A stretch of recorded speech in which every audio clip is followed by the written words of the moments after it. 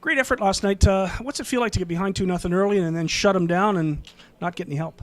You just want to try and keep your team in the game. Anytime you have a lineup like we have, we know we could put up some runs.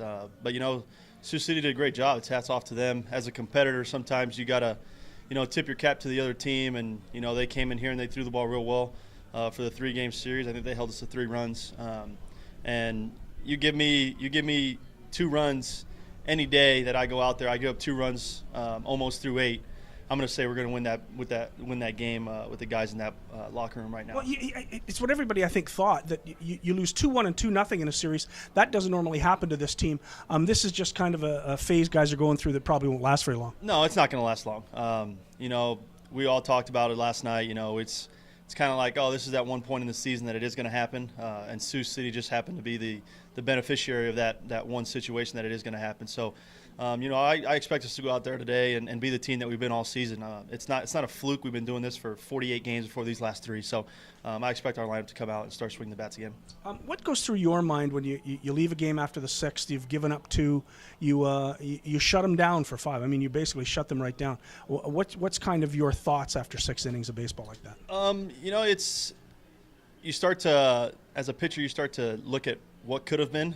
If you would have made 1 or 2 better pitches in that first inning, could have a 1-0 ball game. Maybe your team's morale or, energy in the dugout may be a little bit different from 1-0 to 2-0. We might bunt the ball. We might try and sneak a guy into scoring position.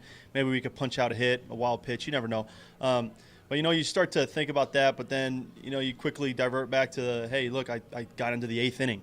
I gave my team a chance to win. Let the bullpen take over from here. They're going to keep us in the game as well. And you just sit there and you hope to eventually get a run, maybe 2 across. Tie the game. At home, you want to play for extra innings. Because you get that extra inning, you might be able to push another run through and win the ball game. But just trying to keep your team in the ball game as a starting pitcher. That's all we can do. That's all Skip asked us to do.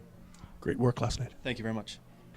Kaohi, this isn't a difficult assignment for you because you're a pretty good athlete on the mound, but for some guys it's pretty tough playing against a team that plays the small ball that Gary plays.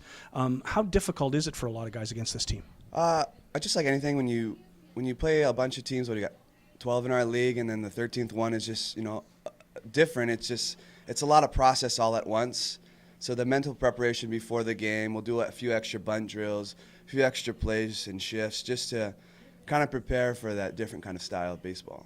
Now, you don't mind it as a player, but for fans, it's sometimes pretty tough to watch when they start railcatting you.